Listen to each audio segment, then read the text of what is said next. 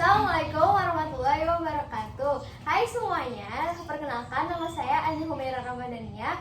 Dan hari ini kita akan membahas soal asal muasal kerajaan Islam di Sulawesi. Nah, kita kedatangan beberapa narasumber, yaitu hai semuanya, perkenalkan nama saya Kairin Saptri Ayu Ramadhani.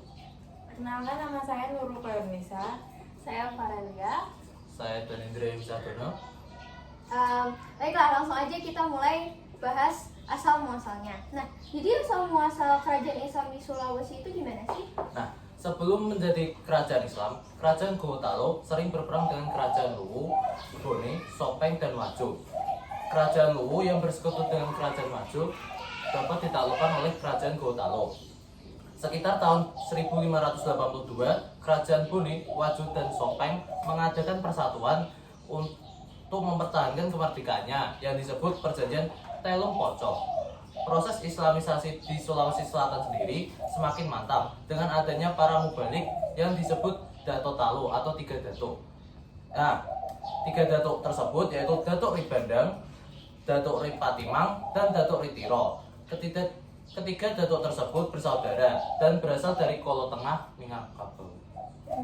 Kalau di Sulawesi itu ada nggak sih tokoh yang mengukir sejarah di Gorontalo, di kerajaan Gorontalo? Dalam sejarah kerajaan Gorontalo dicatat tentang sejarah perjuangan Sultan Hasanuddin dalam mempertahankan kedaulatannya terhadap upaya penjajahan politik dan ekonomi Kompeni Belanda atau VOC. Semula VOC itu tidak menaruh perhatian terhadap kerajaan Gorontalo. Namun setelah mendapat berita tentang pentingnya pelabuhan Sambawau sebagai pelabuhan transit, terutama untuk mendatangkan rempah-rempah di Maluku, VOC berusaha memblokir kerajaan Gorontalo pada tahun 1634. Tapi usahanya nggak berhasil. Awal tahun 1637 sampai 1638 Masehi terjadi perlawanan dengan VOC. Perang di Sulawesi Selatan berhenti setelah terjadi perjanjian Bongaya pada tahun 1667.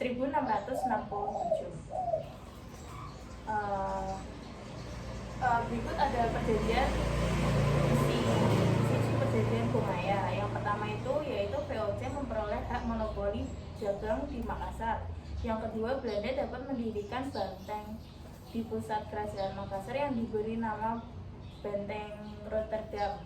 Dan yang ketiga, Makassar harus melepas daerah kekuasaannya seperti Bon dan pulau-pulau di luar wilayah Makassar. Nah, kalau setelah sepeninggalan Sultan Hasanuddin itu keadaan kerajaan Gorontalo itu gimana sih? Nah, sebenarnya selepas peninggalan Sultan Hasanuddin, Gorontalo dipimpin oleh Mapasomba. Namun Mapasomba itu menentang kehadiran Belanda di Makassar. Nah, karena Mapasomba ini menolak kehadiran Belanda di Makassar, serta Mapasomba berontak dengan keras oleh penjajah Belanda, maka pasukan Mapasomba dihajarnya oleh pasukan Belanda.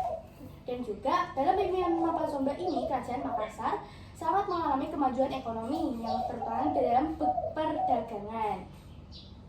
Nah, kemajuan ekonomi ini disebabkan oleh satu, banyaknya ledangan hijrah ke Makassar setelah Malaka jatuh ke Portugis. Dan yang kedua adalah orang-orang Makassar dan Bugis terkenal sebagai pelaut ulung. Dan yang terakhir adalah banyak rempah-rempah dari Maluku. Nah, selanjutnya, kerajaan Makassar berkembang sebagai pelabuhan internasional. Banyaknya pendatang dari Portugis, Inggris, dan Denmark datang untuk berdagang di Makassar untuk menjamin dan mengatur perdagangan dan pelayaran di wilayahnya sendiri.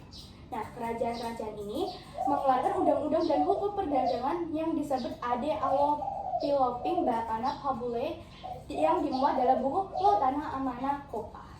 Nah, tapi kemajuan ekonomi ini malah membuat rakyatnya memandang rendah bangsa lain nggak sih? Enggak dong, malah kehidupan sosial di kerajaan Makassar sangat terkait dengan norma. Selain norma, masyarakat Makassar juga mengenai lapisan sosial sebagai berikut.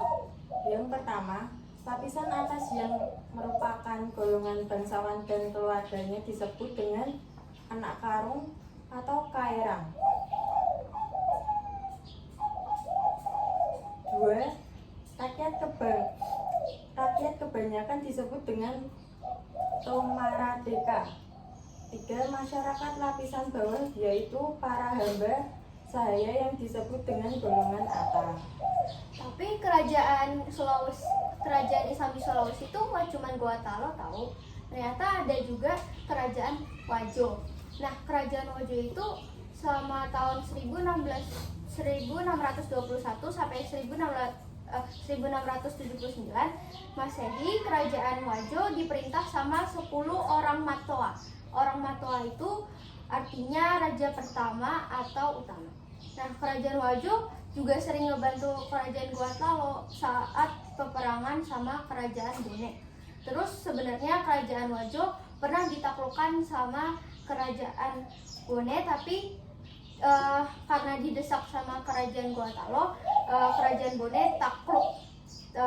Terus pas kerajaan Goa Talo perang sama VOC, yang bikin saat kerajaan Goa Talo perang sama VOC dapat bantuan dari tentara kerajaan Bone. Setelah itu berakhir dengan perjanjian Bongaya tahun 1667. Terus kerajaan Goa Talo itu menyerah kepada VOC, lalu kerajaan Wajo diserang tentara Bone sama VOC yang bikin jatuhnya ibu kota kerajaan Bone dan terpaksa menandatangani perjanjian penyerahan kerajaan Wajo ke VOC. Udah sih sebenarnya. Sekian podcast kerajaan Islam di Sulawesi dari kami. Kurang lebihnya kami minta maaf jika ada kesalahan. Assalamualaikum warahmatullahi wabarakatuh.